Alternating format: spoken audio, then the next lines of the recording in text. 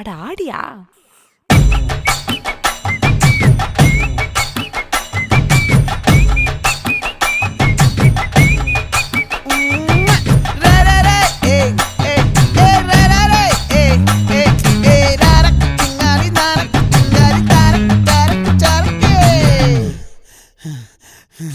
விளைஞ்சிருக்கும் என் வெத்தலை கொடி, அட வளைஞ்சிருக்கும் ஒரு சன்னல் வெடி.